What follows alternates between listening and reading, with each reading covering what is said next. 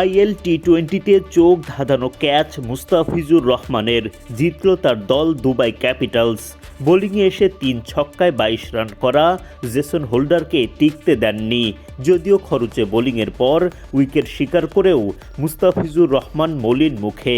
শেষ পর্যন্ত অবশ্য স্বস্তি ফেরে দলের জয়ে। শনিবার আইএল টি-20তে মুস্তাফিজুর রহমানদের দুবাই ক্যাপিটালস মাঠে নামে আবু ধাবি নাইট রাইডার্সের বিপক্ষে। আগে ব্যাট করতে নেমে 196 রানের বড় পুঁজি দাঁড় করায় দুবাই। এরপর বোলিংয়ে নেমে ইনিংসের দ্বিতীয় ওভারে বল করার সুযোগ পান মুস্তাফিজ। নিজের প্রথম ওভারে দারুণ নিয়ন্ত্রিত বোলিং দ্য ফিজের। ওভারের শেষ বলে বাউন্ডারি হজম করে খরচ করেন 7 রান। এই ওভারে 3টি ডট বল করেন মুস্তাফিজ।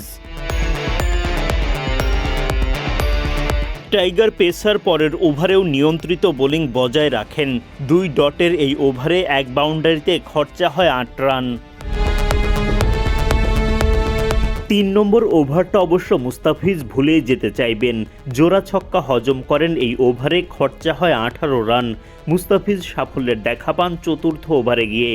3 ছক্কায় 22 রান করা জেসন হোল্ডার যখন ম্যাচের মোড় ঘোরানোর চেষ্টায়, তখন তার উইকেট তুলে নেন কাটার মাস্টার।